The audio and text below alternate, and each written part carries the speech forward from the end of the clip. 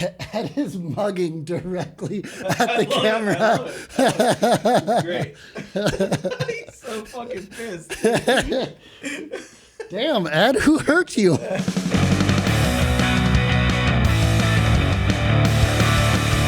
Welcome to Unusable. Welcome to Unusable. I'm Kyle. And I'm Gilbert. How have you been? I feel like we texted a bit, but I feel like the last 2 weeks I feel out of touch. It's been a while. We've both been very busy. Very busy. Very busy.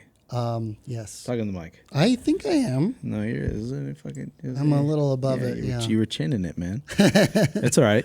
I miss you. Oh, yeah. I miss you I too. saw you briefly. You don't have to fucking say that. Don't lie. No, I saw you briefly. Very briefly. Yeah. But you've been cleaning house. Look at this set looks great. Yeah. The rest of your house looks great too. You've really Just so much. a dumpster and a half's worth of cleaning. Yeah. Yeah. What are you throwing away? Everything.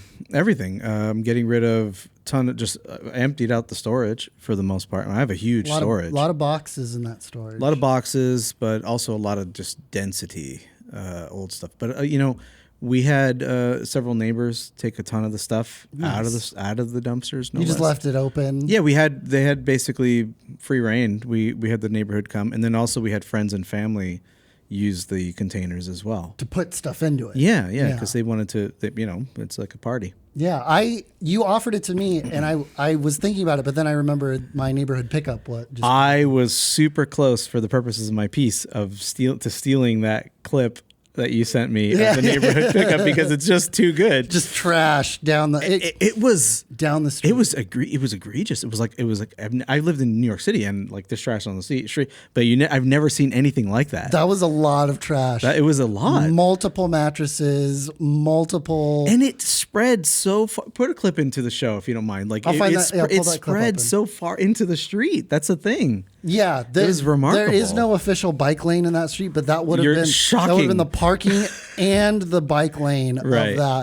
of that street. That's amazing. Yeah. It's amazing. I love it. Yeah. Good. No, it's good. I mean, it's a good way. Can you do like EWaste at the same time and hazardous or?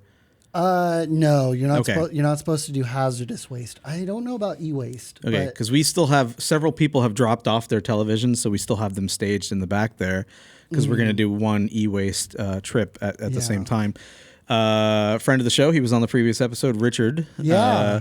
He has a ton of stuff to get rid of, but that boy is busier than I can possibly imagine. He got another job, so he literally has like 5 or 6 jobs. Amazing. So he's just Hustling. he's super busy, and he's supposed to because this next dumpster leaves tomorrow. Yeah, and he may show up any minute, and grab my pickup truck and start pulling stuff out of his storage because he was like he was helping everybody else. Yeah. He still hasn't emptied his own trash. No. So, yeah, maybe I'll keep it. It's like $15 a day if I keep it longer. Oh, that's it's not not terrible. So, yeah. Not gonna break the bank on a dumpster. No. Yeah. Lauren and I did a huge clean out of our garage for the pickup and reorganized it. And then you're parking a car in there now. No, we still can't fit the car in the garage. Oh. So Lauren's parking the Leaf on the driveway and I'm parking in front of the house. Yeah. And I think you made a vlog about it. So people check it out. He's got a Nissan Leaf. So, I mean, I still haven't even seen it. It's parked out front. That's how busy we've been. Oh, you brought it? I brought it. Oh, shit. Yeah. Well, let's take the show with us.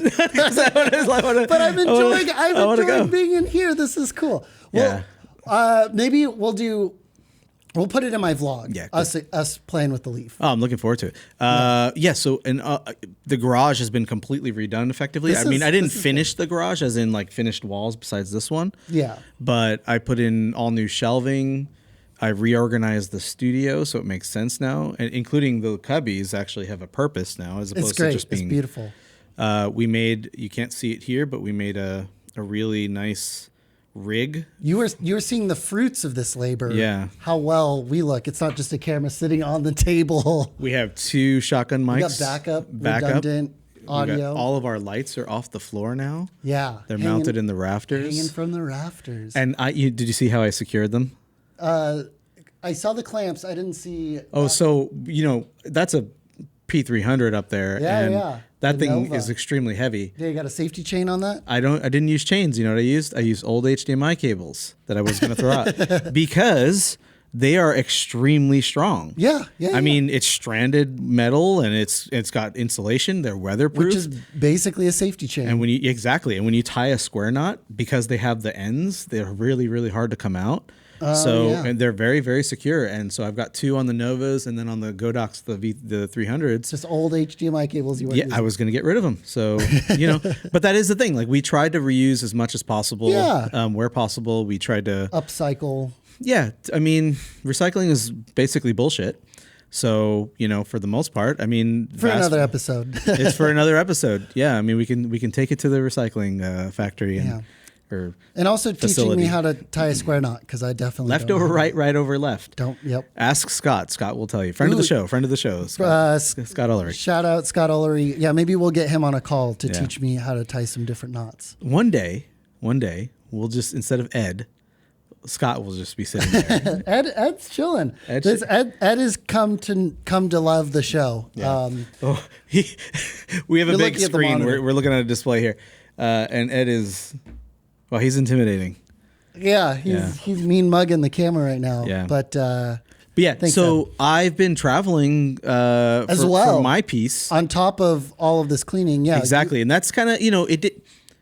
So interestingly enough, like in terms of, I set aside like a budget of hours that this piece was going to take. Yeah. And it's never enough. Well, so far I'm right on track. Oh, okay, good. And then because I'm right on track because I over budgeted because I knew I was going to end up changing something. So you told yourself one number and then had like another number. Just like contractors. Yeah. Like little contingency. It's going to be 50%, 20 to 50% more at least. Yeah. So, but yeah, I'm on track for what I thought it would be. I recorded and narrated a long piece, a very, very long piece. So forgive me in advance, but we're gonna have it. I'm gonna put this piece in the show, and I'm gonna call that the unusable thing because it's gonna be kind of still a work in progress. Yeah. But the nuts and bolts will be there for tomorrow, and you'll see a very rough draft today. Excellent. Yeah, it should be fun. But and you did something too? I created a count. You told me the title of this piece. Yes. So I immediately got defensive and had to make a counterpoint piece. Oh yeah. So just based off of your title, I have a counterpoint piece. I don't know what your piece is in its entirety exactly. Right. And then you've given me more details, but yeah, we'll see. I ran out of time. I very similarly, I started to write a script, and then I had an idea that I really could have spent a lot of time on. Mm-hmm. And then while I was writing, I was like, oh no, I'm in over my head. But I actually explained some of this in my piece, so I'll good. But let's start with your piece, because mine, I think we need to watch yours first, especially for mine to make sense. Yeah, and again, it's a long piece, so if you're watching it, bear with us. And it came from last week. I did a piece called "How to Gilbert." The whole episode was called "How to Gilbert." Right. And you felt like you needed to tell your story. So we talked more about my story and kind of like that's how the episode ended up anyway. It was I think friend of the show Linus said it was like a therapy session for me, but really I wanted to kind of dig deeper on that, and I'm still digging deeper. I traveled up and down California and shot a lot of footage. It was a lot of fun. And it was cathartic. I needed it. That was an introspective trip. Yeah, and kind of looking at things with a different set of eyes, which I touch on a little bit in the piece. But yeah, let's watch it. Let's jump in.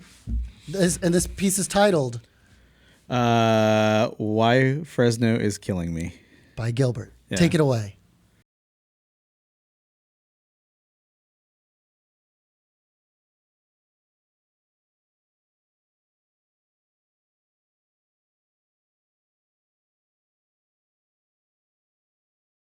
In a previous episode of Unusable, I made some comments about how much I can't stand California's Central Valley. In this video, I want to expand on that a bit, though in a way that might be as overwhelming as trying to understand how cities work, how humans work, and how sometimes those things just don't mesh. The topics are many: mental health, privilege, infrastructure, accounting, economics, history, early childhood, pollution, climate, fitness, and the environment, not just in terms of the state of the earth, but the immediate world around us and the people that we're exposed to. Each of these topics could command a video all on their own, but those are for another time. For now, accept what I admit is somewhat of a convoluted survey of why I struggle to remain healthy in this region, and how, frankly, a lot of the criticism that I have about Fresno County could very well apply to my own life. Before I go on, though, I want to note that this video represents my experience and how I've responded to it, for better or worse.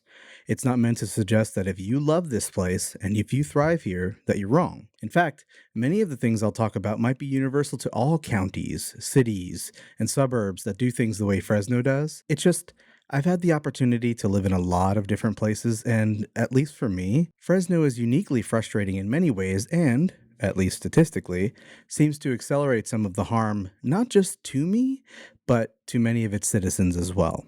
Also, a bit of a content warning, or more like content self-awareness, or maybe a lack thereof. I don't know. The point is, I'm genuinely a very lucky person. I'm lucky to have the love and support of my family and friends. I'm lucky to have the things that I do, the home that I live in, and to even be in a position where I can rant about how a place of relative abundance can be harmful to me in any way when there are people waking up to air raid sirens, when there are pandemics, when the earth itself is on the brink, and so much more. I'm cognizant of these things. I'm cognizant of how tone deaf it can seem, and it's not just because of how I grew up. I'll touch on some of that here, but it's a bigger story for another time. I also understand, or rather I'm firm in the belief, that many of our systemic issues are solved from the bottom up, at the human, neighborhood, and community levels, then to the city, then to the state, then to the country. This flies directly in the face of trickle-down thinking that suggests that grand changes at the national scale of supporting the biggest entities, the biggest projects, including blind support of infrastructure and arbitrary growth, are the way to solve our problems, let alone my own. I was born in New York City, Brooklyn specifically. I spent a fair amount of my early childhood there until my parents divorced and my father moved to Los Angeles. I'm not sure why my father chose Los Angeles. I think he had family in the area and aspirations of working in entertainment, which he eventually did, so it was a natural fit. Either way, for reasons I won't get into here, my older sister stayed in New York and I moved to California to live with my father. For even more reasons I won't get into here, I didn't last terribly long with my father, so I moved back to New York. By this time, my mother and sister had moved to Park Slope, Brooklyn, which I quickly fell in love with despite the very acute awareness of how different I was from many of my affluent friends. Realistically, there's absolutely no way we could have lived in that area, which was highly sought after even then, if it wasn't for affordable housing programs. I'm so thankful for this. Living there exposed me to so much, including my love of photography, that I might have otherwise missed out on, like so many people miss out on today. I lived in Park Slope through most of the physical part of high school. This will make sense in a moment. Middle school was a few avenues and streets away, so I could walk there every day. High school was in Manhattan, so every weekday morning I'd walk to the train and ride to school, often stopping briefly in Chinatown on the way to get a roast pork bun for breakfast. I was always moving. It came naturally as a function of my surroundings and how lucky I was to live in a walkable city renowned for its public transportation. For still more reasons that I won't get into here, major changes in my life meant that I would be separated from my mother and placed in the charge of the assistant principal of my high school. She sort of adopted me. The official term is in loco parentis. We lived just outside of Park Slope in Prospect Heights near the Brooklyn Museum and the Central Library. It was an amazing place to be and without a doubt further ingrained some of the things I most value in a city, in a home. Unfortunately, that arrangement didn't last as long as I would have hoped. Without knowing it at the time, I was shipped off to Los Angeles to live with my sister. She and her partner had moved back to Tarzana a bit after I moved back to New York. We had spent a lot of our lives split apart from each other on opposite coasts. In California, I'd finish high school remotely and eventually emancipate myself so I could officially do adult stuff, like live alone, which I did in Tarzana after my sister moved out. It was doable because rents were actually somewhat manageable at the time. I also got my very first clock-in-with-a-paycheck type job at Guitar Center in Sherman Oaks. I even got to train at the original store in Hollywood. It was pretty cool. One of the most difficult things about Los Angeles has always been transportation. The city is massive and sprawling, and it would be a bit before I got my first car, and none of the major transit projects like the Orange Line or the surprisingly solid subways and light rail were completed yet. But thankfully, I lived close enough to Ventura Boulevard that I could take just one bus to and from work. I also lived close enough to walk to pretty much everything else I'd need. And before long, I also got a bicycle. I'd sometimes ride it all the way across Ventura to and from work, but this stopped after I was hit by a car on Reseda Boulevard. It was pretty bad. There were no bicycle lanes, so it wasn't safe then, and it's still definitely not safe today. But overall, even though I was quite young, and even though I didn't have a car in one of the most notoriously traffic-ridden cities in the world, my life and my little world were small enough, simple enough, that I still felt quite independent and able to roam about even on foot. As I got older, I'd make a number of additional moves in my life, including yet another stint in New York City, as well as England and Hawaii before moving, yet again, back to Los Angeles for college. It was in college that I met the woman who I would eventually marry. Her name is Elise. Elise was from a small town called Kingsburg, a so-called little Swedish village just 25 miles south of Fresno, but still part of the same county. I had never heard of Kingsburg, and I had never been to Fresno. In Los Angeles, I had a remarkably active lifestyle. I was an avid tennis player just breaking into teaching. I was deeply into Wing Chun Kung Fu and maintained some great friendships that centered on the discipline. And thanks to being lucky enough to live in some great locations like Sherman Oaks and Koreatown, I was able to hike, go to the beach, which I did quite a lot, go to the gym, and enjoy a social life without having to struggle too much with Los Angeles' sprawl. Elise and I drifted apart not long after initially meeting, but we got back in touch after college. She had moved back up to the Fresno area, and before long, we were inseparable. I wanted very much to be near her, and she wanted to be near me, and the 3-hour drives to and from were very difficult for us to do frequently. The only thing is, she absolutely hated Los Angeles. The traffic alone can be traumatic, and in the absence of a developed social life and a lucky little carve-out that means you can live and work and be active in roughly the same area without much of a commute, it's very difficult to not expose yourself to it. Los Angeles has all these great little pockets like Silver Lake, Studio City, West Hollywood, Sherman Oaks, Koreatown, Larchmont Village, parts of Pasadena, Santa Monica, and so on. But the moment you need to travel between them, especially for a daily commute that isn't compatible with public transit, it can be especially draining, so I understood. Plus, after several visits, I had actually started to like Kingsburg, or at least the novelty of it. Small town life was appealing to me. I didn't have much experience with it, and I wanted to give it a try. So, when the time came, we decided I'd move up to her. Moving was also very easy for me. I kept very few things in general. My life and lifestyle were as nimble as possible. At the time, I didn't even have a car. I didn't need one. I got around most of the time on a motorcycle, which I'd eventually exchange for a small car just before making the move. Almost everything I moved and cared to transport actually fit in the car. At first, things were pretty good. There were and still are fairly nice publicly accessible tennis courts nearby at the high school. There are a few parks in town, and the main drag in Kingsburg, called Draper Street, had a couple of nice places to eat. Wing Chun wasn't very easy to duplicate. For one, there's this whole problem of which lineage you practice. For two, well, there's no Wing Chun of any lineage in the region, so it didn't matter. I thought I'd keep practicing on my own and maybe even share some of the basics with friends and family, but that didn't work out too well. As for tennis, the courts were indeed accessible, so was a rubberized running track and, in the warmer months, the high school pool, which was actually quite nice. But before long, I realized pretty much nobody played tennis on those courts unless they had to, like for their team. And when I said the warmer months just now, that was quite a bit of an understatement. Turns out there are basically 2 seasons, quite cold, which lasts only a few months, if that, and scalding. Tennis and scalding don't mix well. Not sustainably, anyway. Either way, it wasn't much of a tennis town to begin with. As for the gym and hiking, well, there is a gym in town. It's quite a bit smaller than what I was used to, but it was fine. I joined, and before long, I realized that the people whom I most frequently worked out with were all from Wing Chun and tennis.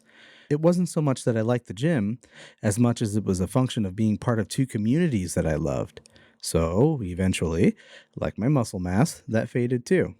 Can't really blame that on Fresno. But there is always hiking. If nothing else, the Central Valley has access to some world-class hiking with incredible places like Yosemite, Kings Canyon, Sequoia National Forest. They're just 1 to 2 hours away. The problem, though, is that they were 1 to 2 hours away, which made them effectively inaccessible for the purposes of what I'll refer to as a passive daily active lifestyle. What I mean by this is, in some cities in the United States and around the world, things like walking a few or more miles every day are basically an afterthought, like brushing your teeth, hopefully. When we're young and when we grow up with it, it's something we barely notice and we often take for granted. But particularly with the most walkable, public transit friendly North American cities today, it's actually something we need to fight to maintain. Contrast this to growing up in a middle class, car dependent suburb where, by comparison, there isn't much to do. There's no way to get around, and you're desperate to get a car as soon as you can. Or, I would hope, you have a good group of friends nearby and you develop more creative ways to play and explore within your constraints. At this point, you're probably starting to get some sense of my overall thesis, but I want to dig deeper. Actually, I want to dig a lot deeper, but then we get back to the idea of keeping this video as short as possible. I've toyed with the idea of making it a mini-series of sorts, but for our immediate purposes, I want to do a bit of groundwork by addressing why it's so difficult for humans, and indeed even cities themselves, which are run by people, to set and meet goals despite our best intentions. And to that, if I remember, I think I'll sprinkle in a bit about living with ADHD. That way, if this piece seems to meander in any way, we have something to blame. Or, of course, we can simply blame Fresno. There are lots of excuses we make for why we do or don't do a certain thing, for why we can't just do it. To use a pair of terms from John Acuff's book, Finish, these excuses often come in the form of hiding places or noble obstacles. A hiding place is basically a distraction, but with purpose. For example, in allowing my health to deteriorate so dramatically over the last decade, I hid behind information overload, all while effectively convincing myself I was making progress, which, admittedly, is really kind of a curve. I mean, I'm not trying to advocate for not learning, but to say the least, over the last decade, I dove into countless books, like Finish, to try to understand what was happening to me. I had phases where I made progress, but ultimately I'd end up right back where I was. And then I'd get worse, try to back solve again, get slightly better, and so on in the kind of vicious cycle I read about in one of those books. A noble obstacle is a different, often related task that you've convinced yourself is important enough to not do the original task at all. A good example is perfectionism causing you to delay a project to get the perfect shot. Or like when I messaged Kyle and Mark, and I was all, yo, this video is too hardcore, it's just too dope, how am I going to condense it? I didn't actually say that. What I secretly meant was, please let me cancel this show and crawl back into my hovel of information and ever-increasing anxiety. And that really is it. We are so incredibly clever at convincing ourselves we're moving forward when really what we're doing is just hiding from or diverting ourselves from the fundamental issues that we fail to address.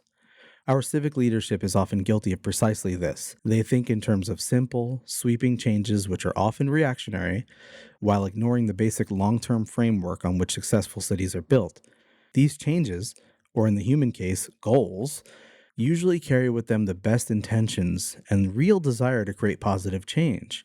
The thing is, though, for far too long, most of us have placed too much emphasis on achieving specific goals in the short term, often focusing on a single variable that we're certain will solve our problem, and far too little emphasis on the environment around us. In Brooklyn, and even Los Angeles, for example, I had a simpler existence, and I was surrounded by easily accessible people, places, and activities that made it so I didn't even have to think about taking good care of myself. I didn't understand it at the time, but this alone was so incredibly powerful, and it's one of the major distinctions between American cities and suburbs and many of the European cities we've heard so much about on YouTube. It's also one of the main reasons for the differences between our waistlines. So why can't so many of us just pull ourselves up by the bootstraps and make the change and get it done? Why can't we, as Nike tells us, just do it? Why don't we have the willpower, the hustle? I'd argue that we do. In fact, repeatedly starting and failing to achieve a goal and constantly thinking about it and reading about it and planning and taking the pills and seeing the specialists and doing everything but the thing itself over the long term is demonstrative of real, actual effort. And then, despite all this genuine effort, despite really working at it, when we fail, we feel like shit, like there's something wrong with us. And then we're back to square one, maybe a little bit more jaded than before, but then we rinse and repeat. The same goes for cities having countless meetings, investing in arbitrary public infrastructure, convincing themselves that growth and sprawl are automatically the correct solution. And, corruption aside, which is very real, these things often all come from a place of good intentions, even as though throughout North America, we can see clear evidence of how this thinking has failed us, only to invest even more in infrastructure without changing anything about the conditions in which we operate to begin with. It's a habit all on its own. And for humans and cities alike, all else equal, old habits are hard to break and new ones are hard to form. At some point, yes, we do need to do the thing. But it's far more effective when this thing is incremental, malleable, and we, provided we're privileged enough to do so, place more of that effort on surrounding ourselves with the conditions, the circumstances, that is, placing ourselves in the environment conducive to success. Often it's not until we have some dramatic shift of environment or circumstances that we realize what it is we're actually capable of. And so often we chalk this up to simply rising above or rising up, when it's really what's around us that makes all the difference. And no, I'm not saying we're not responsible or accountable at all for doing better, or that there aren't people blessed with remarkable and rare executive function who can indeed simply just do it. And of course, this assumes relatively stable mental health, which is another layer of difficulty. But in the end, there's no doubt in my mind that the right environment for us is by far the most powerful tool we have for crafting the kind of lasting change we want. An interesting case study for this is Casey Neistat. We all know him. He's the ceaselessly prolific YouTuber and vlogging pioneer who famously has "Do More" tattooed on his forearm. Or maybe I shouldn't say ceaselessly. Casey is on record saying how much the move to California from New York City has affected him. His output, his creativity. He says California changed him. In some ways for the better, as he has more time for his family, which was part of the reason why he moved in the first place. But even still, he can't help but feel he's lost some part of him that was integral for doing the things he used to do. He's even talked about how he regrets promoting hustle culture early on and how he thinks differently about it now. Casey is clearly extremely sensitive to and aware of how his environment affects him. For more on this, and to hear it in his own words, check out his recent interview on Steve-O's podcast. I can't remember what it's called. You'll find it. Or you can simply see how to make the most recent series of videos, which include a new filmmaking course and a series of vlogs to promote it. He had to fly back to New York repeatedly just to get it done. And believe me, it's not a knock. There's real wisdom to this. And, of course, luck to the extent that he has the resources to exert the level of control he has over his environment to the point where he can meet his objectives. So what if you don't have any way to alter your environment for your purposes? Society tells us that it's about survival of the fittest. This is not unlike when they tell us to just do it. Those that can rise above are the ones that succeed, right? If you open any book about systemic racism and oppression in America, then you have some sense of how this might be completely false. In the absence of abundant resources, what really matters is how adaptable a person, and yes, even a city, is over time. Not whether they're the strongest, and certainly not whether they're the smartest, and so on. For people like Casey Neistat, this could be as complex as an inability to adapt to a new city and way of life, irrespective of an increase in comfort, or it could be as simple as not being comfortable editing footage you didn't shoot yourself. Or, if you happen to live in certain cities, it could be a failure to meet even the most basic of human needs, let alone provide a foundation for health, maneuverability, and prosperity. Which brings us, finally, back to Fresno, a place I think is particularly notorious for these kinds of failures, to the point where it accelerates the harm to its citizens. As a city, Fresno was built on a foundation of racist redlining, the harmful effects of which are still prevalent and readily observable even today if you take even 5 minutes to suss out the reasons for things like the county's dramatic income divide and rates of poverty, the huge gap in life expectancy between the wealthy and the poor, the dramatic rates of obesity, the rampant drug abuse, the hazardous, particulate, and immediate vicinity pollution, the severe and worsening lack of affordable housing, and the unemployment, all of which can, for the most part, be traced to very specific geographical areas. I mean, just drive from south to north along the 99 freeway, one of the most dangerous and deadly in the country, and you can see the disparity with your own eyes. And again, there's so much to think about when it comes to these subjects as they relate to Fresno, and each could warrant an in-depth video series on its own. But for now, please take it at face value when I say that part of the specific harm of this city comes from a failure to budget, design, and scale from a human-centric perspective. But then, can't we say that about most of our sprawling, car-dependent cities with otherwise effectively disconnected suburbs, exurbs, and adjacent rural communities? I answer yes. Many of the things I'm saying here are potentially applicable to all those places. But then I don't live in those places. Nevertheless, Fresno does deserve some special distinctions in terms of how it ranks. In virtually all the categories above, poverty, drugs, pollution, obesity, unemployment, the region ranks among the worst in the nation. And frankly, you can feel it. I mean, literally feel it.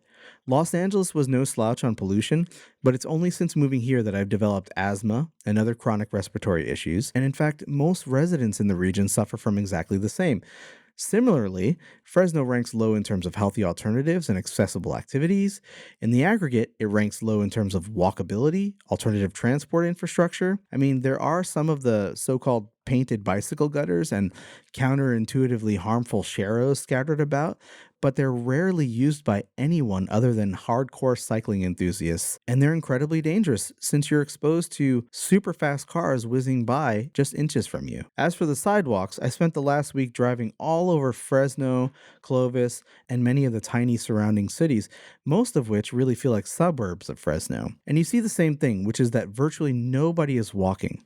And it makes sense because simply as a function of how this region has chosen to scale, its zoning, its car-dependent design with a severe lack of viable, preferable, non-punitive public transportation alternatives, and how the leadership seems to only consider the immediate problems before them as opposed to the long-term effect on future generations, why would anyone walk? Fresno was recently touted as one of the fastest growing cities in the state, with population rates that run counter to what the rest of California is seeing, which is generally a decline.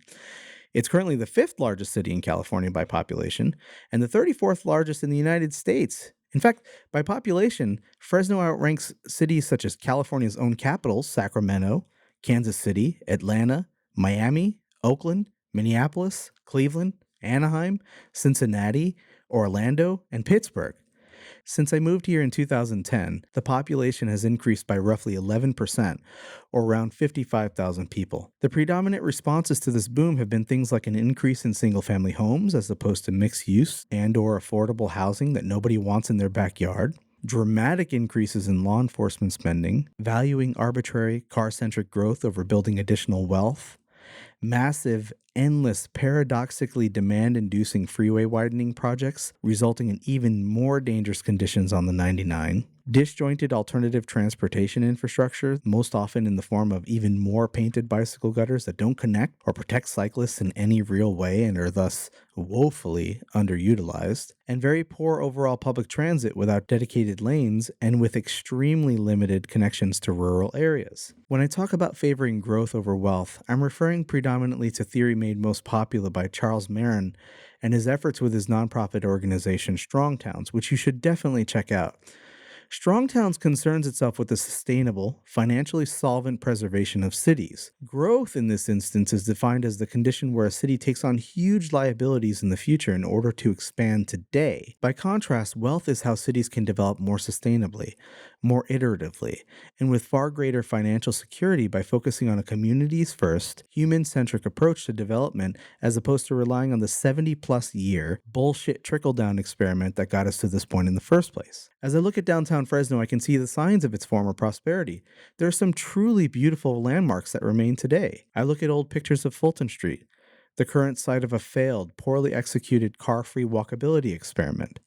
I look at big box stores coming and going, leaving huge seas of parking along gigantic, dangerous stroads, another Marin term, and often abandoned buildings that take years to fill, if ever. I look at how few people I see even in nicer, more walkable places like Old Town Clovis, which happens to have my favorite captive bicycle path in the county, and how, with the exception of peak times and events, few people are walking there too. And then I look at the budget, current bond liabilities, and the recent contractor bid awards where it's far easier to see where the priorities of the city truly lie. For example, in the recently approved 2022 annual budget, over $200 million is set aside for police spending, whereas only $2 million is set aside for economic development. As another example, take a look at the budget and compare how much of it is dedicated to salaries and pensions, where, effectively, according to generally accepted accounting principles, human beings are considered a liability.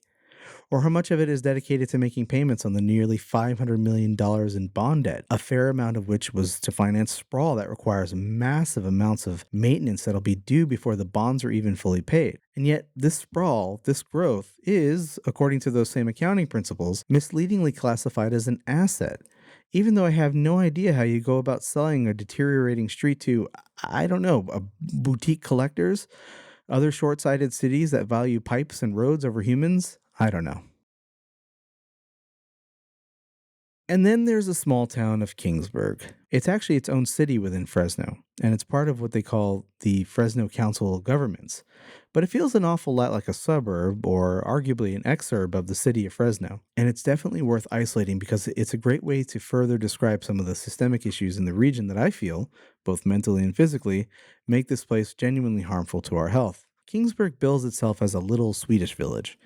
Its beginnings are as one of the many common railroad towns that sprung up along major lines as expansion happened westward in the country. What's interesting about Kingsburg, besides its many churches, is how early on it's a pretty good case study for how towns grow and scale organically and incrementally in response to the progressive accumulation in wealth. You start with maybe a few tiny homes, a store, and over time you see maybe another shop open in response to a particular need, like maybe feed or clothing. After a while, your few shops might grow into a full, bustling block. Your tiny home wasn't subject to any setback requirements, land use maximums, or specific zoning, so as your family grew, you added another room. Or maybe your store was doing so well that you could afford to build a second story over it so that you can live and work in the same place while still interacting with the community. And since you were there early, you're in the center of an increasingly busy block, so your shop is the most valuable. At the edges of the block, which naturally commands less foot traffic, land is less valuable, so another person can afford to put in their own shop.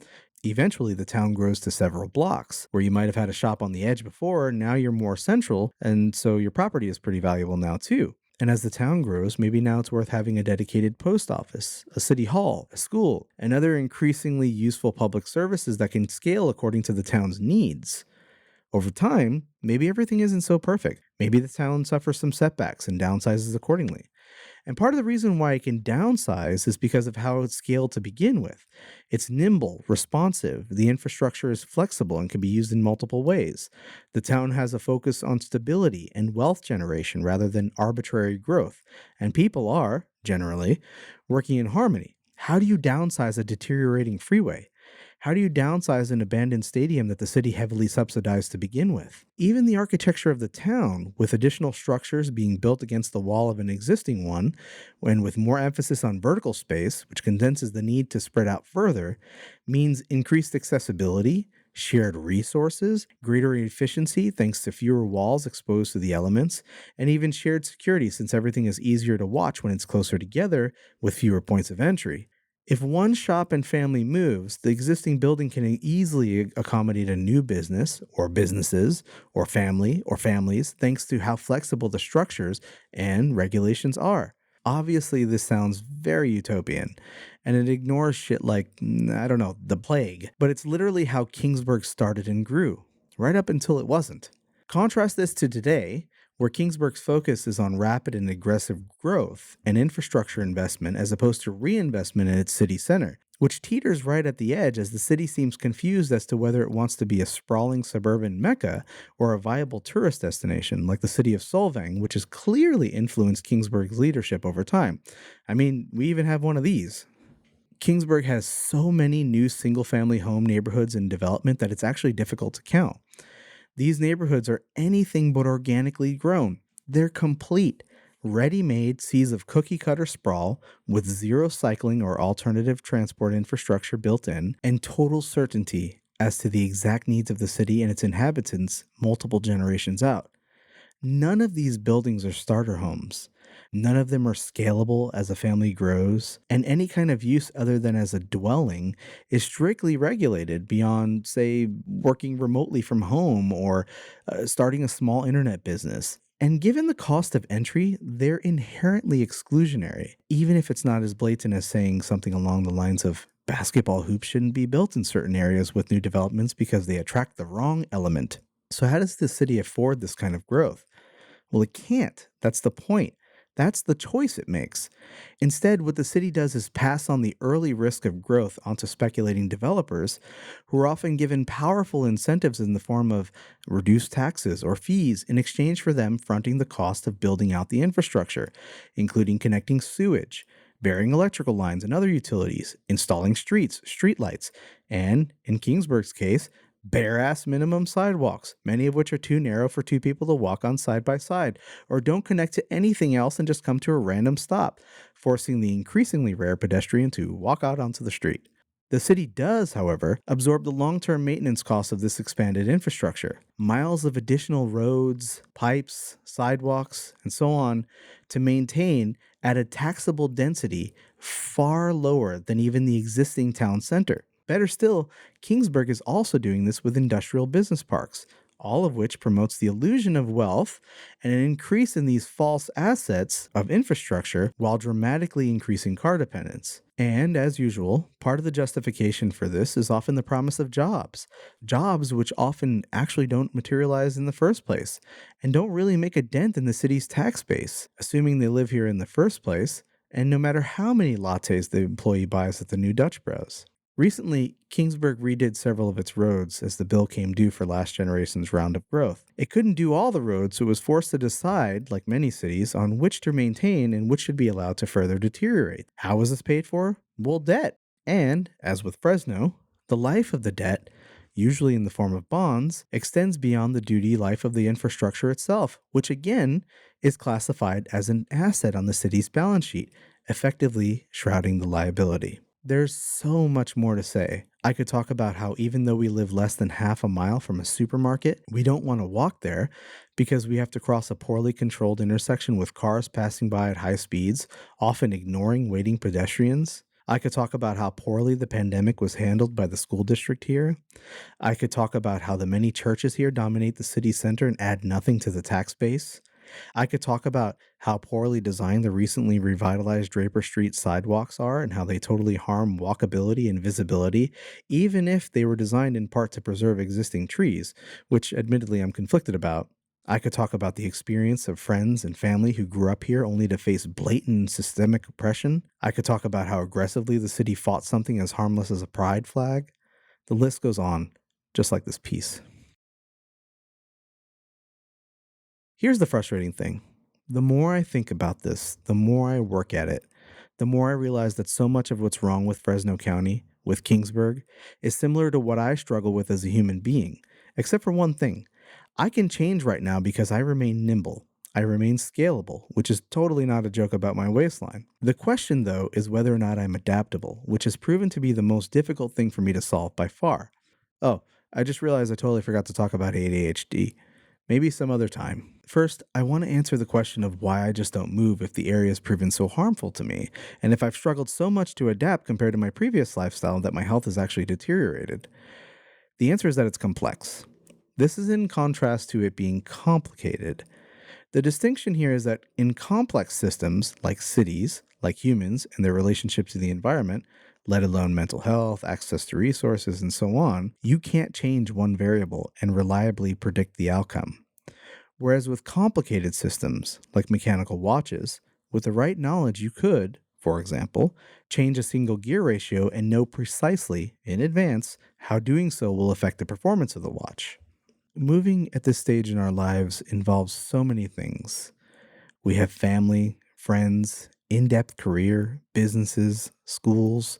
There's the uncertainty, there's medical care, emotional attachments, the need to adapt to a new city, finances, and a lot more to think about, let alone the privilege to think about in the first place. We've gone back and forth on this very subject almost weekly, and that in itself is part of the problem. Also, frankly, I'm not the only one who counts in this equation. Elise and the kids get a say as well, and it's incumbent on me to support them. Along these lines, the most desirable places to live are often also the most expensive. However, it's not lost on me that despite a substantial increase in the perception of my own wealth as a function of living in a far less expensive town, my health has seen a dramatic turn for the worst. So wouldn't it make sense to prioritize health above all else? Like, if it's killing me, and for example, if I've developed asthma and other ailments since living here, and if I worry about raising kids here, wouldn't I want to leave ASAP? Well, yes, sort of. Again, it's only thinking about one or two variables in a complex system, not a complicated one.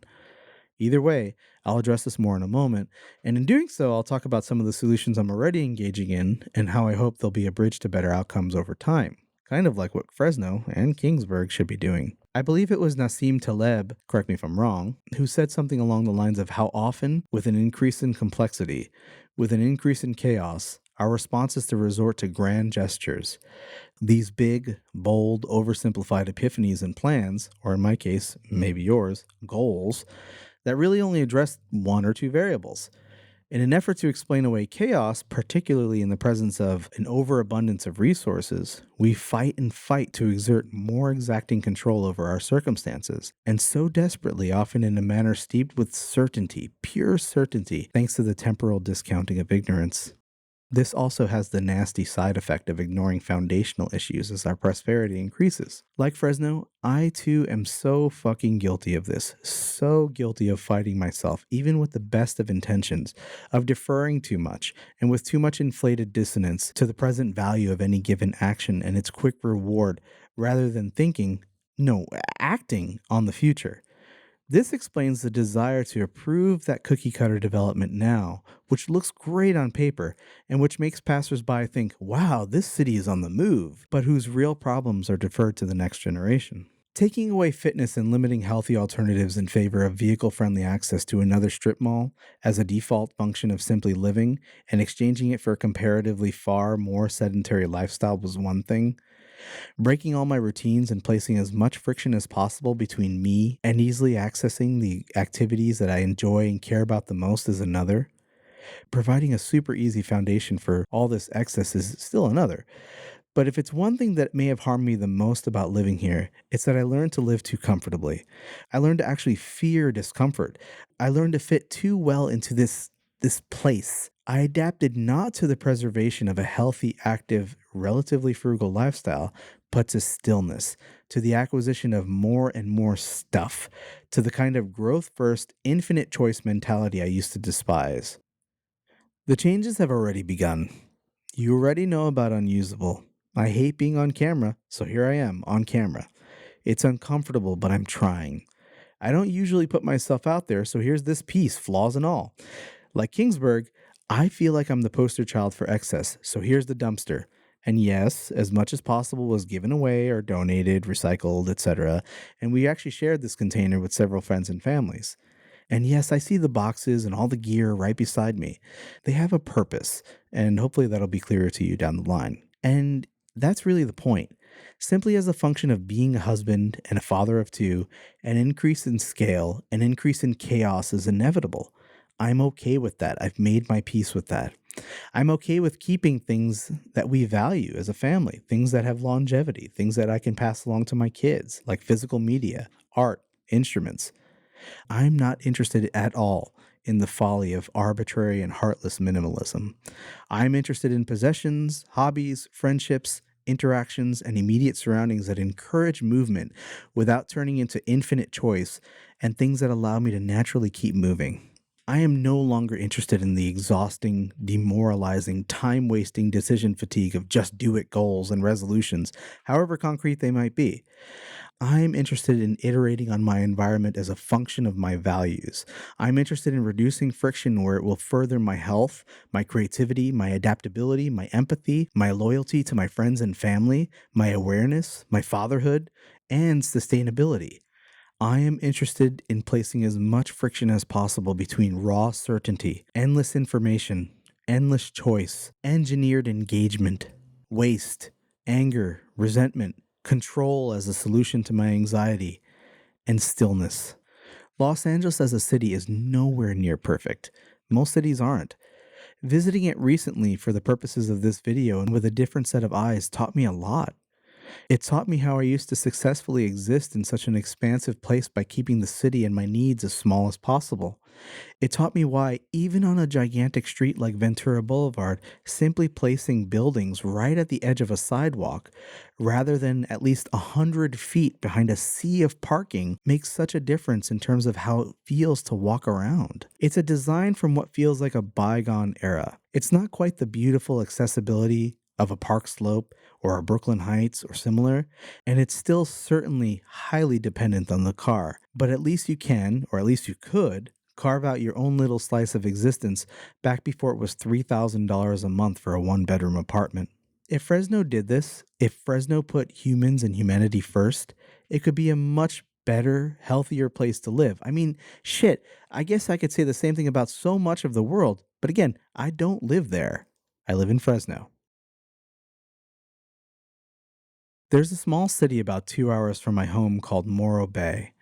It's a little beach town on California's central coast. It's famous in part due to the giant Morro rock, which is beautiful in a manner that reminds me a lot of a well-placed mole. A large part of the city's wealth comes from tourism, but compared to places like Pismo Beach, which by most accounts has a lot more to actually do, and which is far busier throughout the year, Morro Bay is far quieter, far more beautiful in my opinion, and far more accessible. The city itself is not without its faults. Again, most aren't. There's the politics.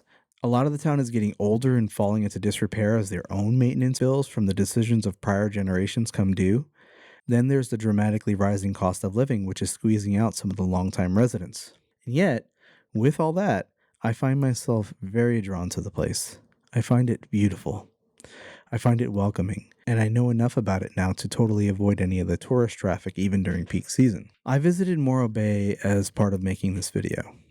I hadn't been there in almost 4 months, and I felt like I really needed it. I really needed the perspective, even though I've been fortunate enough to travel to some cool places over the same period. It felt good.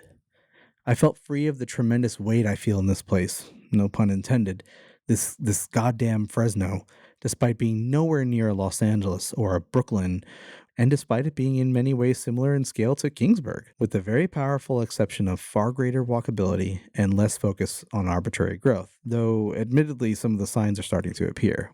This is what proximity to the water does to me. And that water, more so than in Hawaii, Los Angeles, Brighton Beach, it's just right.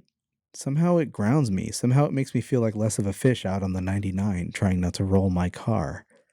I bring it up because, given how I've grown up and what I was exposed to as a child, there aren't too many places that I've been able to call home. I'm incredibly sensitive to this, incredibly sensitive to things like abandonment, struggling with ADHD, which I swear someday I'll talk about more, struggling to learn to be a father and husband, let alone a better one, and, most recently, struggling to understand that home doesn't necessarily need to be a physical place. That the very family and friends I surround myself with who constantly fend off my perpetual self-destruction with nothing but patience and love are the real home. I know I haven't done a great job in proving the intent of my bombastic clickbait title, of proving that Fresno is literally killing me. I do know that I haven't responded well to being here. I do know that leaving here for a couple of years to live in yet another suburb in the Bay Area for work freed me of the anxiety that I feel here. I do know that where once I was naturally healthier in one place, I struggled to find the same here. But I also know that, like Kingsburg's simple origins compared to the way it is today, my life is far more complex, and I'm comparatively far more still than I ever was. If living here is killing me, and if I really believe that, then yes, it's something that needs to be urgently addressed. I feel like, if nothing else, I may have finally cracked it. I feel like the structural, iterative environmental changes that I'm making are working. I don't feel like I have to make the same decision over and over again to choose to do the thing that gets me closer to the goal. Instead, I'm creating a place for me where the natural course of action, the inherent walkable path, is more aligned with my values. This way, it's not a constant battle with myself or with goddamn Fresno. And when it's hard, and if I remain lucky, there's always Morro Bay. Okay. All right. How was that? Heavy duty. It is. It's heavy duty. But it's not totally doom and gloom, and it's...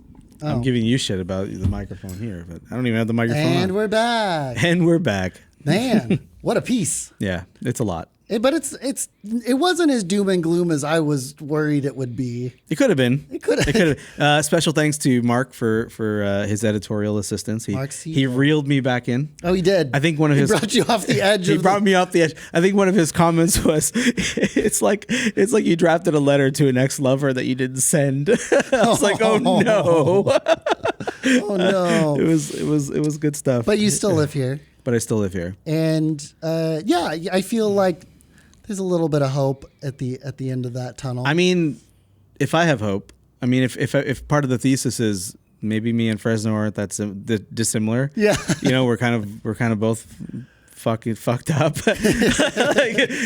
then then maybe there is some hope. As far as, Yeah. but the problem is like, It takes a village. it takes a village as A far as Swedish village. a little Swedish village. It takes a little called Swedish Kingsburg. a little Swedish village called Kingsburg.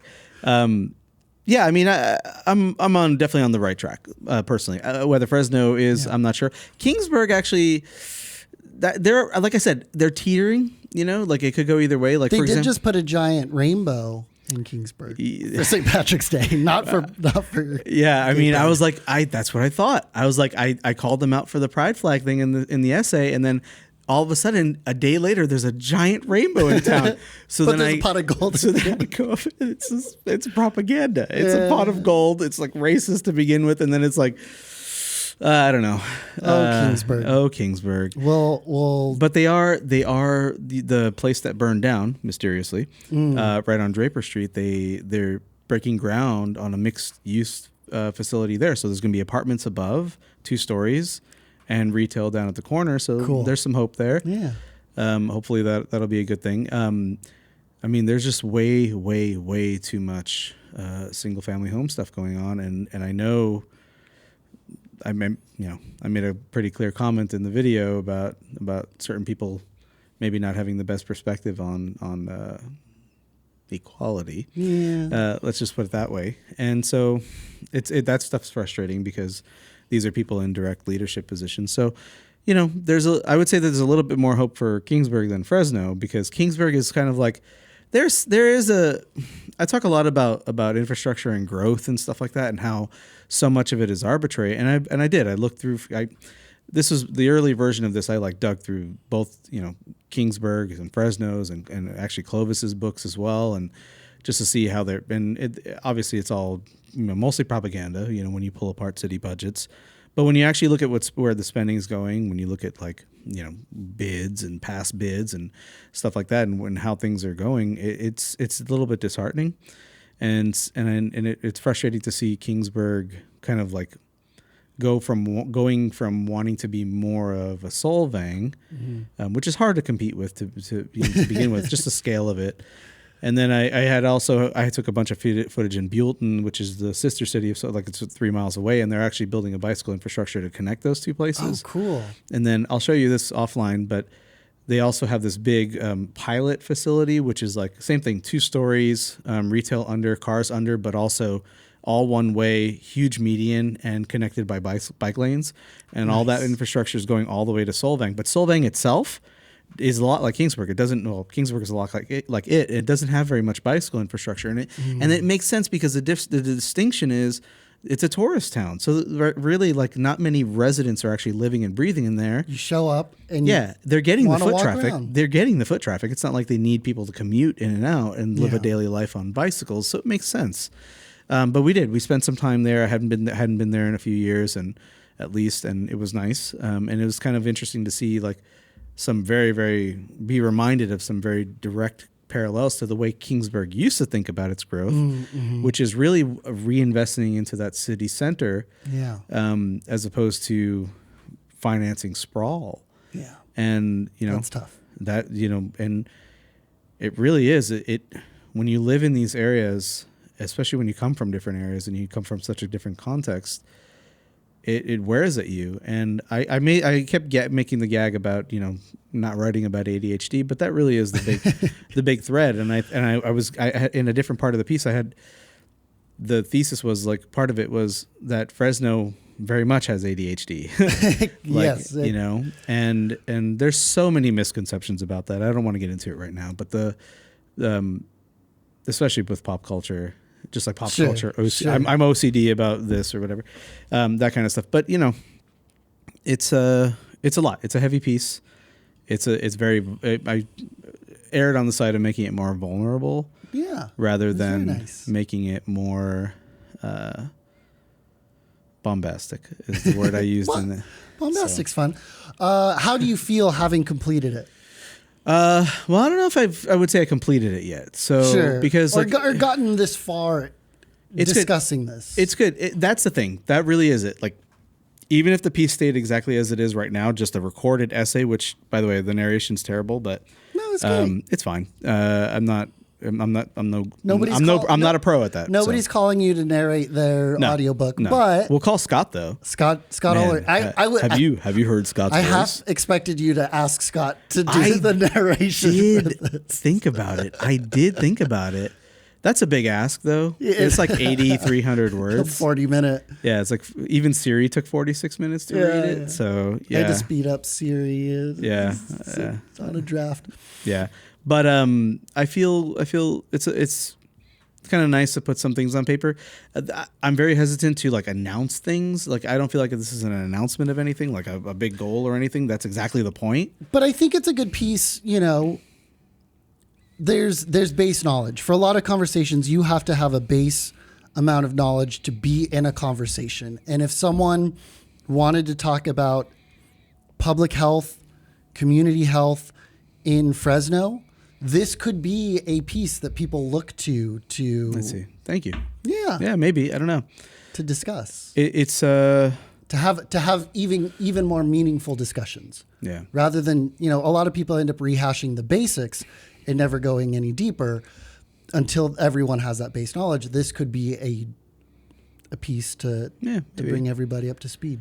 And it's true. I mean, and Fresno is, to be very specific about why it's harmful and it's harmful to me is it's very unique in its harm. Like it ranks high in virtually every horrible thing you could think of. It's so easy to sprawl because there's so much flat land. Sure, we can see mountains on either side, but they're far away. There's plenty of room to sprawl, so it can get out of hand. It can get out of hand, and it does, and it did. And it has. Yeah, and it continues to.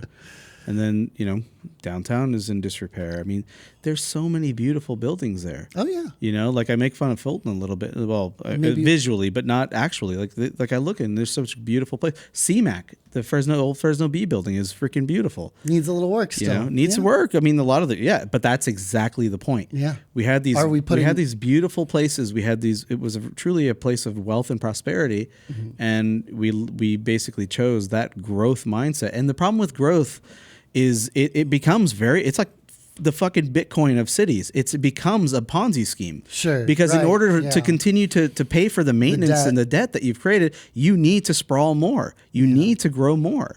In Chuck Marin, he literally refers to it as the growth Ponzi scheme. Yeah. Why? And strong towns, I want to call them out. They definitely check them out. Chuck is probably a bit more conservative fiscally, but he's I hate to call out my own politics, but I'm probably a little bit more financially conservative than not. But I'm also far more socially progressive, right? Yeah. And I think he's a lot of that. But it's really easy to kind of like mix him up with the libertarian, by mistake. But he's not that at all. So interesting. But the stuff is really interesting, and he's a good writer. He's got a podcast, and they actually he has courses for cities to take, cool. and people can take these courses to understand how to better understand how to develop a city. And also the problem is, and this is kind of what I was getting to in the piece, is like sometimes complexity increases so much that it's overwhelming and you're already stuck with this infrastructure. How could you possibly, for example, like put a greenway in it all of a sudden, or which is frustrating because we're building all these prefab brand new neighborhoods, and it's like we could do some of that in there, and we don't. But the thing is like, first of all, we have to understand we have the problem in the first place, right? Yeah. And address it. And it's very easy for a mayor to say, "Hey, look at all this growth and business boom I created," and then 25 years down the line, it's a huge liability on the city. Yeah, and then you start to see that decline. And I think the saying goes like, bankruptcy happens really slowly and then all at once. It's like a lithium battery dying. It's not like a nickel metal battery where it's like linear. It's like it's going, and then it just drops off the cliff. Yeah. So it's the same thing, and it's the same thing with people. Yeah, and I feel like we gotta get rid of these rickety chairs, man. Yeah. That's our infrastructure. We're good. This also, these chairs will all of a sudden break. Yes. Also fall off a cliff. And there's the idea that interlocked problems. there's one problem that's interlocked with another problem, and which one do you solve first? And then you end up solving neither. And I know. Like I want to say it was John Green, one of the Vlog brothers, has talked about the challenges of solving problems mostly within their scope. They do the Project for Awesome and their stuff in Sierra Leone, and they're talking about like we saw this problem of maternal health, but then there's all these other problems that are holding that problem up, and how do we solve all of them just to solve this one? So it's an ongoing thing, and exactly, and it's all about small incremental changes and iteration. That's exactly why I'm talking about the bottom up thing, right? Sure, it's the same thing. It's like you can't. We have this reverse perspective, like we need to solve this at the city level or at the state level or at the national level, and it needs to trickle down. But that's completely incorrect. Like we're letting our cities go bankrupt, and we're literally pushing people out. We're squeezing, especially the disadvantaged minorities, and like we're squeezing these people out, and we're not protecting what we have here. It's not human centric to begin with. And then you run into that massive amount of complexity, and it's super hard. It's super hard. And it's what happens with a life. Like, bringing it back to the second episode, like I didn't think that I would have this amount of complexity to deal with, and I knew I wasn't cut out for it. It's not, I said early that I didn't want to have a wife or kids, but it wasn't because I didn't want to have a family. It was because I knew I would struggle with having a family, because I'm the kind of person that really, really heavily, and this is a big thing about ADHD, really heavily relies on routines. Yeah. And the very nature of a family is that it's chaotic. And and that's okay. That's fine. It's chaos that we need to rein in. But so often, and that's that whole Nassim Taleb thing I talked about, and Jared Diamond goes into this, and there's a whole bunch of other philosophies about it. But often our response to chaos is to try to, put a freeway over it. Yeah, just pave right over it. Put up a parking lot. Yeah, put up a parking lot. But no, I think this was, even if this is just kind of one piece that leads into other multi-part pieces, I'm glad that you put it together. I'm proud of you for making it happen. I know I texted you and I was like, done is better than perfect. And I know I sometimes just say that to just kind of rile you up a little bit. But also I was in the midst of about to tell you that I was going to completely change the piece at the last minute, which is why I'm like set back, which is now I'm eating into my extra hour budget. Yeah. But it's okay. I'm okay with it.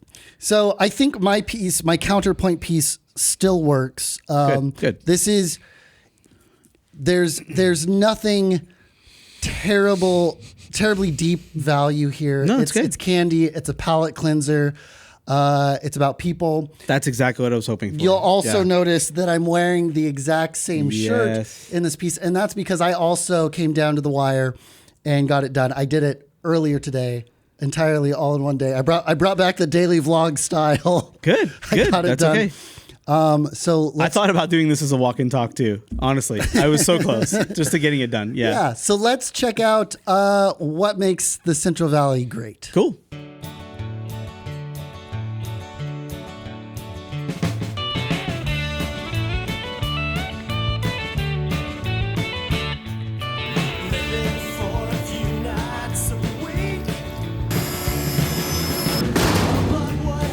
I'm really bad with plants. I forgot to water it last week, and it definitely looks sad.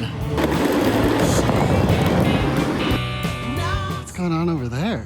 So you just watched Gilbert's piece about why Fresno is killing him, and I was going to write and record a whole counterpoint piece about what makes the Central Valley great, and I was going to overlay footage from the last couple of years of the vlog, and when I was writing it, I started to feel some imposter syndrome, feel like I didn't have the ability to be in depth and kind of cover all of the things that I wanted to cover. So then I hopped on Facebook and asked my friends, well, what makes the Central Valley great to you? And I got some good responses, some insightful ones and some funny ones. And I was still gonna, read them off and then overlay some footage. And then this week just got away from me, and I didn't have time to pull the footage. So here comes kind of my last ditch effort. I'm going to ask the people of Fresno and the Central Valley what makes the Central Valley great. And luckily the timing is perfect. today is the Fresno Tower District Mardi Gras Parade. So there should be some good folks out to talk to me. 10 years ago, well, I was in the very same. Did we miss it? Is it started yet? No. All right, cool. Hey!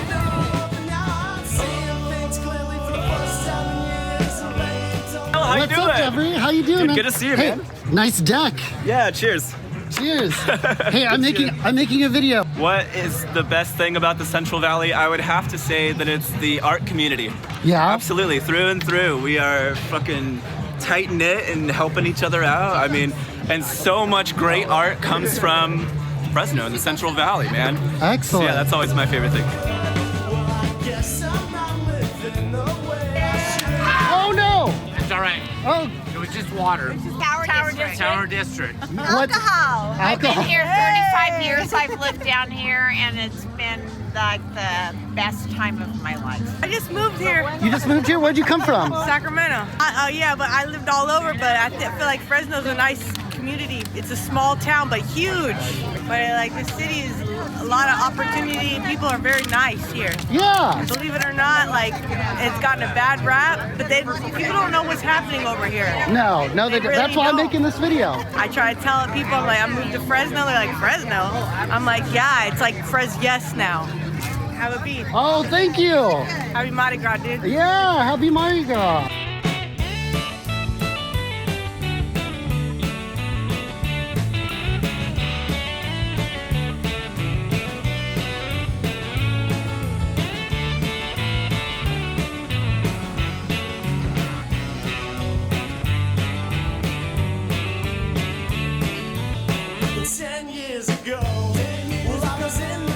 The diversity and the culture.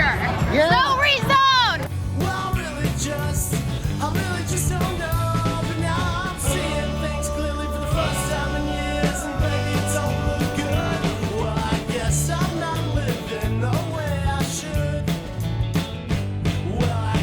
Hello.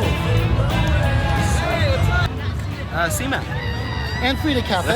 Yeah. What makes the Central Valley great is all the produce Oh yeah. and our ag and yeah, just what makes the Central Valley great. Just about the Central Valley.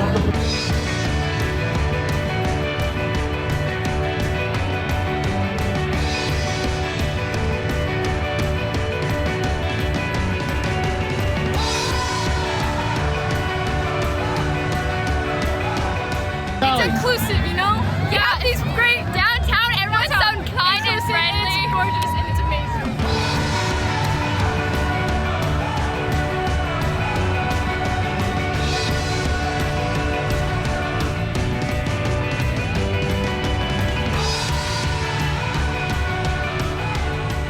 And the people's in it. Yeah. What makes people great? Man, look at the great vibes. It is. Like This it's is a bringing great people vibe. together. Everyone I met today, just met today.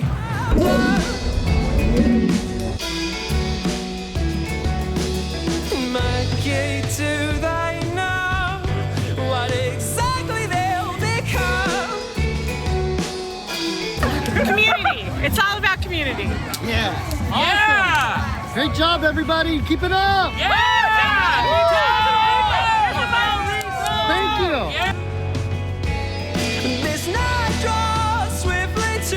The Pirate Festival and Renaissance fairs that we have every year. Hey, Mike. How you doing, man? Hey, I'm making a video. What makes the Central Valley great? The Tower District makes the Central Valley great. So this wasn't the piece that I originally set out to make, but I think we were still able to see the care and love and community and art that the Central Valley offers. There's a lot of people doing good work, making good art, and keeping hope alive in a place that, you know, isn't the easiest place to live in. It's not much, but it's home. So this is Kyle, signing out for Unusable. I'll see you in 2 weeks.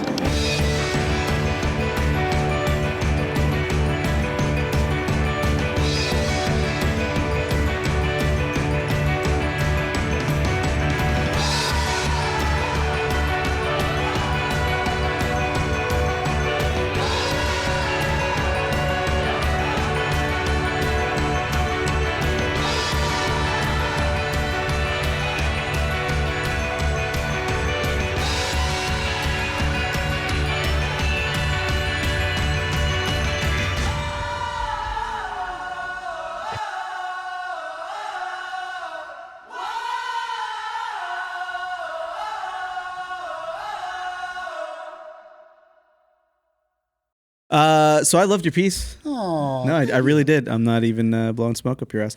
And yeah, I agree. Those are the great things. I think it's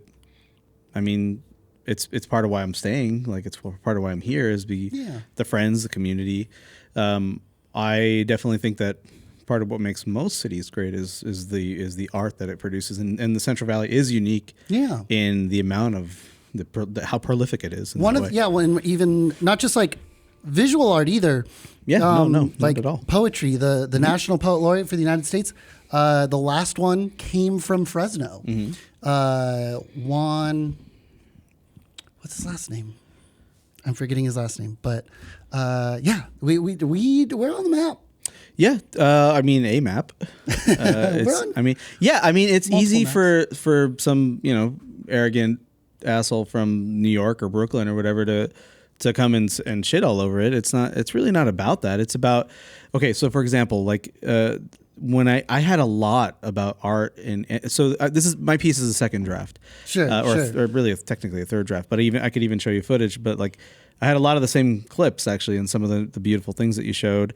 I had a lot about the Tower District, and I actually talked a little bit about how zoning is kind of arbitrarily enforced specifically to pursue racist, divisive, or whatever kind of anti-minority agendas. And so, for example, the Tower Theater is a great example. The zoning was basically effectively ignored to support an agenda and to support people who didn't want to put their noses out there in a predominantly religious community so they won't get reelected or whatever the reasons. Yeah. And whereas, like for example, single family homes zoning, like God forbid you want to put your condo, or duplex, or have you want to paint your house in a rainbow, in one of these new communities where you pay an HOA and it's frustrating, but yeah. So if you look at other historically art heavy cities like San Francisco, and how even with a very progressive agenda for the most part, that city has pushed out so much of that art and so much of that and literally so many of the disadvantaged people have been squeezed out of that city or pushed into smaller and smaller pockets. There's now so much oppression toward the Asian American communities or the Asian communities in there, and their little pockets are getting smaller and smaller, and so it's very frustrating to see even like San Francisco, literally world recognized for its art, going through some of those same growing pains. And then you see that the art community and the Tower District community, they're often the only ones out there fighting for what's left of it. Yeah. And it's constantly being squeezed out. Yeah. I would say if you look at beyond Tower District, if you're looking for community that's inclusive and progressively minded and looking for art and artist communities, they're there. It's harder, but it is. It might take some. Yeah, some and then so I guess tweet at me at where you are, and I'll try to help you find. Well, I looked at the streets you were skateboarding on. I looked at how the community itself. A lot of the areas you were that was basically through. Downtown and Tower. Yeah, downtown to Tower, and then all that is where the kind of the origin is, and how that's in so much disrepair compared to some of the other areas that we're expanding into. I mean, thank goodness Amazon came, and then now Kingsburg is getting the T-Mobile Customer Experience Center, and they're hiring 1,000 people. Right, so hence the housing boom and all this, and. That's good. I talked about like how jobs often don't materialize, but hopefully a lot of them do work in Kingsburg. People got to eat. But so, I agree with you. And it's a beautiful video. And I totally agree that those sentiments exist, and that by far the best part about this place is the people, right? And the communities around it. And, and because I consider you the Pope of Chilitown, and where you literally know everybody. It's been good for me. Like, it's good for me to meet new people as well and assimilate. But it's difficult. It's difficult if you don't. If you're not. That's the thing. I talked about, in my piece. I talked about like having those little carve outs, like, and living smaller, right? And how you can find your way. Like Los Angeles is a very difficult city to live in, especially today. It's horrific. And I'm trying to make a case that I lived a better life there. And that actually has a lot of the same problems, just at a huge scale. Yeah. But I drive down Ventura Boulevard and there's tons of healthy alternatives. Sure. Whereas I drive down Blackstone or Shaw and it's very, very difficult. Yeah. So that's another thing I found and didn't put in this piece is that Fresno literally is like ranked one of the lowest in the country of having healthy alternatives. Yeah. Like it's crazy. Like how Yeah. much stuff, you know. But And anyway, that's it's hard. It's hard because my biggest criticism with people who've worked really hard to try to revitalize downtown, and there's just like 2 grocery stores one right outside of downtown and one on a far side of downtown. And you want people to live here. But where are they going to eat? Where are they going to get their food? Yeah.